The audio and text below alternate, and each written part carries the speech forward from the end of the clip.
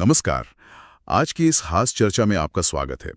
हमारे पास एक दिलचस्प स्रोत है, विचार और शब्द, आपके जीवन के चुंबक। और ये एक बहुत ही बुनियादी लेकिन गहरे सवाल से शुरू होता है कि भाई क्यों कुछ लोग इतनी आसानी से अच्छी चीजें, मौके अपनी ओर खींचते लगते हैं, जबकि दूसरे वो संघर्ष करते दिखते हैं। हाँ, ये सवाल तो मन में आता है। स्रोत का मानना है कि ये सिर्फ किस्मत का खेल नहीं है, बिल्कुल नहीं। बल्कि ये जुड़ा है कि हम अपने विचारों और अपने शब्दों का इस्तेमाल कैसे करते हैं। स्रोत कहता है कि हमारे विचार और शब्द वो असल में शक्तिशाली चुंबक हैं, है ना, जो हमारे अनुभवों को हमारी तरफ खींचते हैं।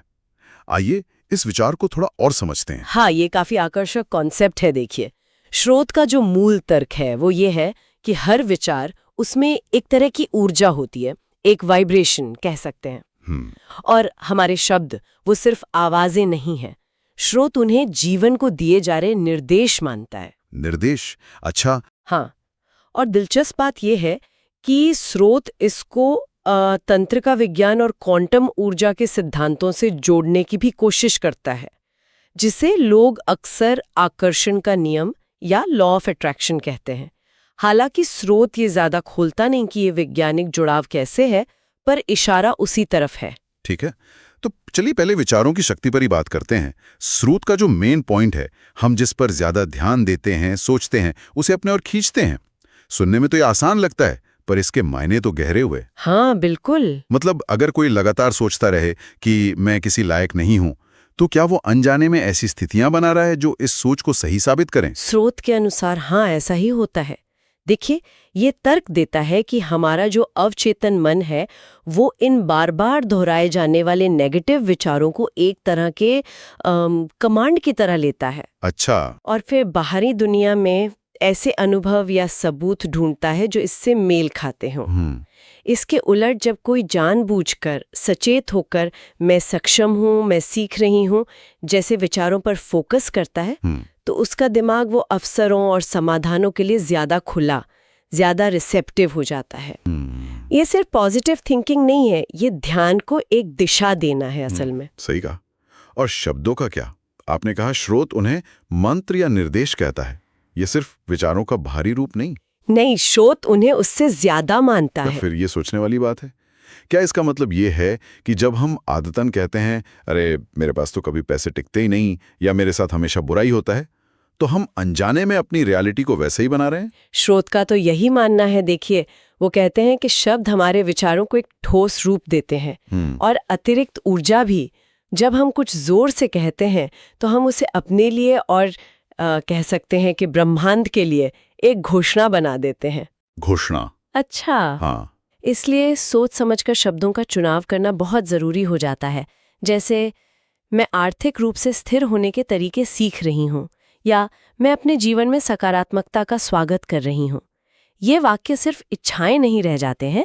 स्रोत के नजरिए से ये सक्रिय रूप से वास्तविकता को आकार देने की कोशिश बन जाते हैं। तो फिर विचार और शब्द, ये दोनों मिलकर कैसे काम करते हैं?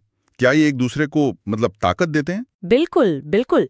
स्रोत बताता है कि विचार एक तरह का खाका, एक ब्लूप्रिंट बनाते हैं। ठीक है। और शब्द उस खाके में जान डालते हैं, उसे ऊर्जा देते हैं।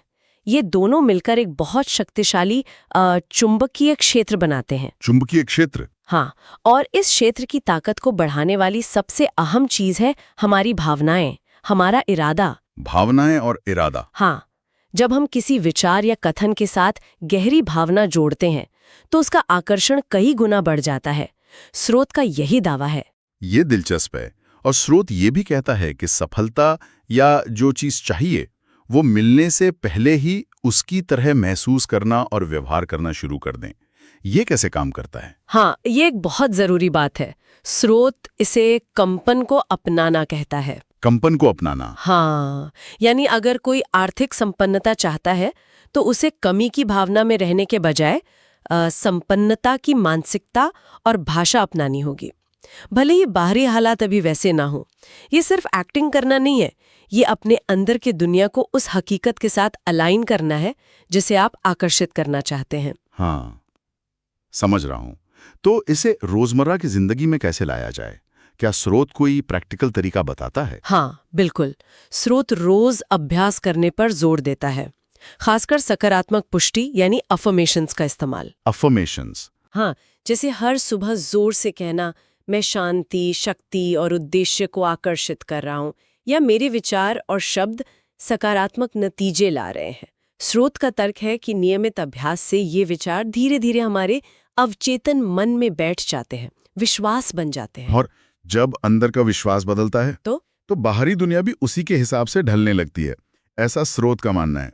तो इस पूरी चर्चा का सार मतलब निचोड़ ये है कि जीवन हमारे साथ बस यूं ही नहीं होता, बल्कि हम अपने विचारों और अपने शब्दों के जरिए सक्रिय रूप से इसे बनाते हैं, इसे आकार देते हैं। सही। जैसा कि स्रोत खुद कहता है, समझदारी से चुने, उद्देश्यपूर्ण बोलें, क्योंकि हमारे विचार और शब्द वाकई में वो लगातार काम करने वाले चुंबक हैं। हाँ, और ये हमें एक सोचने लायक सवाल पर छोड़ जाता है कि अगर हमारे विचार बीज हैं और हमारे शब्द पानी, तो हम अपने जीवन रूपी बगीचे में क्या उगा रहे हैं?